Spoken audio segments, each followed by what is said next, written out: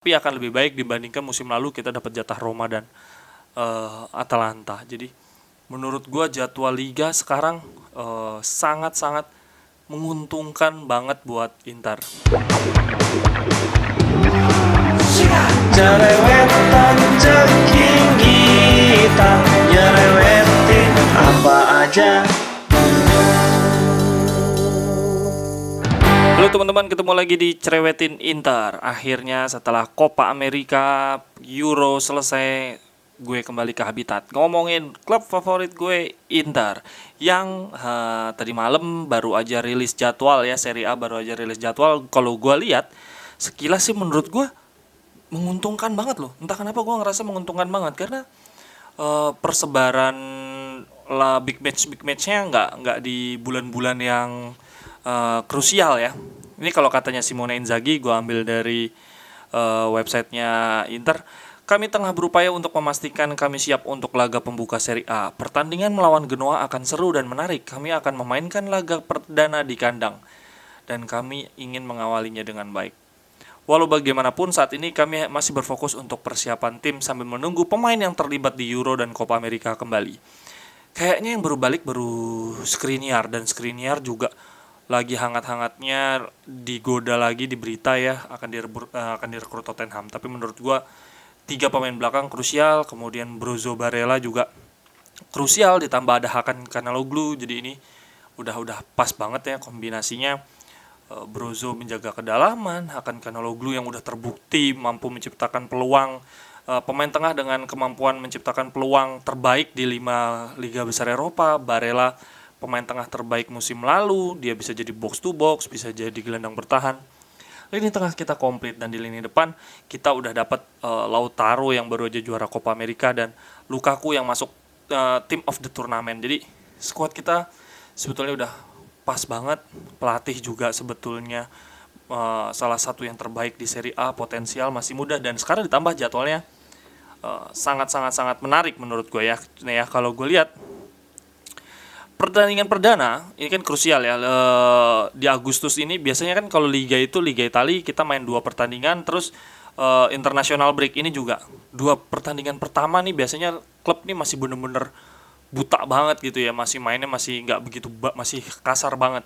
Nah kita ngelawannya Genoa sama Hellas Verona, jadi relatif walaupun papan tengah ya, sebetulnya ideal kan kita ngelawan yang tim promosi, tim yang musim lalu juga jelek banget gitu ya. Tapi ini ya lumayan lah daripada dapat langsung klub besar gitu ya.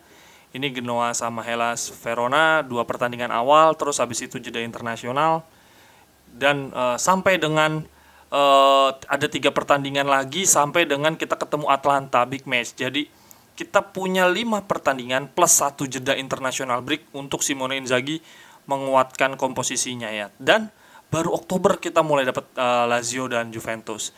Yang bulan-bulan krusial lainnya adalah biasanya kita tuh jomplang di Januari Maret ya, khususnya Maret. Nah gue lihat di Maret kita cuma ada 3 pertandingan, Salernitana, Torino, Fiorentina. Lumayan gampang lah ya maksudnya. Tapi di Februarinya kita ada AC Milan, Napoli. Ini krusial banget. Februari, Maret biasanya kita lagi jomplang-jomplangnya.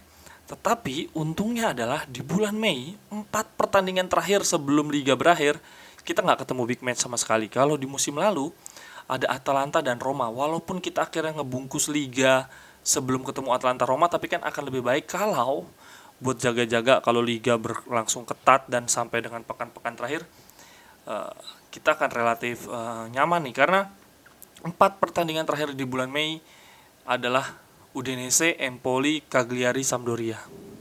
Bukan tim besar, bukan tim yang punya potensi perebutan Liga Champion gitu ya. Walaupun mungkin kalau nanti mereka juga memperebutkan kayak zona keluar dari zona degra atau memperebutkan Europa League juga, mereka pasti mati-matian, tapi akan lebih baik dibandingkan musim lalu kita dapat jatah Roma dan Atalanta. Jadi menurut gue jadwal liga sekarang sangat menguntungkan banget buat Inter. Berita terbaru Inter adalah udah rilis kaos yang kayak gini, akan jadi kaos utama, motifnya ular, cuman untuk pertandingan logo di dadanya belum tahu nih. Katanya sih akan rilis ketika pertandingan lawan Lugano. Jadi kita akan lawan Lugano di hari Minggu dini hari, Sunday 18 Juli. setengah 2. Lalu di minggu depannya tanggal 26 juga kita ngelawan Arsenal. Kemungkinan kita udah pakai baju ini dengan patch Scudetto di tengah dan ada logo bajunya, logo di bajunya yang kemarin udah disebutin My Socios atau apa gitu ya, tapi kok kayaknya kurang bonafit ya. Tulisannya juga kayak nggak sekeren Pirelli, sekeren Samsung, tapi ya udahlah.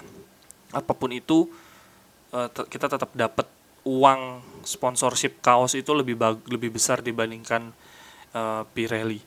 Ini masa-masa sulit juga di sepak bola, bahkan tim sekelas Barca aja sampai membiarkan Messi selesai kontrak dulu baru ini lagi kan baru rekrut lagi. Semua meraba-raba peta keuangan, walaupun Inter agak dirugikan pemiliknya dari Cina, yang mana orang-orang di negara tersebut dalam berbisnis, dalam mengeluarkan uang di luar negeri, semua ada campur tangan pemerintah yang cukup besar, berbeda dengan negara-negara lain. Itu update dari gue. Liga menurut gue jadwalnya bagus banget. Teman-teman gimana? Setuju nggak kalau jadwal kali ini cantik banget? Terus yang kedua lagi, oh ya, kita akan ngelawan Roma itu sebentar. Kita akan ngelawan Roma itu masih lama, di bulan Desember. Berarti itu udah kekuatan udah top-topnya. Dan kita away, kita akan bertandang ke Jose Mourinho. Jadi Mourinho baru balik lagi ke ke Milan dengan status home-nya itu ke Inter dengan status home-nya itu sebentar. Roma. April. Lama banget. Mourinho comeback ke Inter sebagai tamu masih lama banget. Di bulan April 2002. Kemudian untuk bursa transfer, gue baca Bellerin udah setuju secara personal, tinggal transfernya gimana ini, mau loan dengan option apa obligation.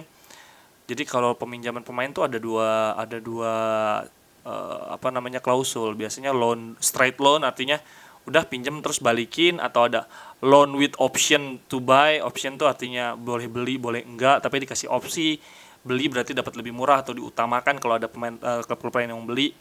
Ada juga yang loan with obligation, artinya wajib beli, dipinjemin setahun, tahun depan harus tebus beli.